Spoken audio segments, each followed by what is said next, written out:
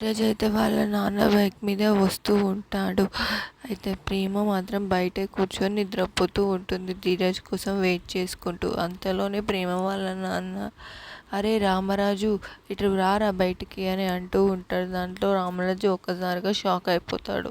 ఏంటి ఇంత కోపంగా పిలుస్తున్నారు ఎందుకని బయటికి వెళ్తూ ఉంటాడు రామరాజు. ఇంతలో సేనాపతి మాత్రం, నీకు ఆడవాళ్ళతో పనులు చెప్పడానికి సిగ్గు లేదురా, మీ ఇంట్లో మెతుకులు లేపితే నన్ను అడగాల్సింది కానీ పెట్టేవాడిని అని అంటాడు సేనాపతి. ఆ మాటలు వినగానే రామరాజు ఒక్కసారిగా షాక్ అయిపోతాడు. అయితే అట్లా అంటాడు, ప్రేమ వెళ్తుంది కాలేజ్కి చదువుకోవడానికి, ఏం పని చేయడానికి కాదని అంటూ ఉంటాడు రామరాజు. అదేంటి తను కాలేజ్కి వెళ్తుందా, తను పని చేయడానికి వెళ్తుంది, అది నా కళ్ళతో నేను చూశాను అని అంటాడు సేనాపతి. అక్కడ ఉన్న వాళ్ళు మాత్రం, ఇంట్లో వాళ్ళు మాత్రం అందరు షాక్ అయిపోతూ ఉంటారు.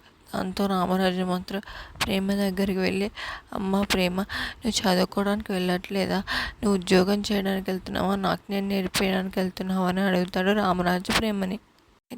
అయితే ప్రేమ మాత్రం ఏమనకుండా మౌనంగా ఉండిపోతూ ఉంటుంది. అయితే నిన్నే కదా అడుగుతున్నాం, చెప్పు ప్రేమ అని అంటాడు రామరాజు. దాంతో అవును, నేను పిల్లలకి నాట్యం నేర్పించడానికి వెళ్తున్నానే అంటుంది ప్రేమ.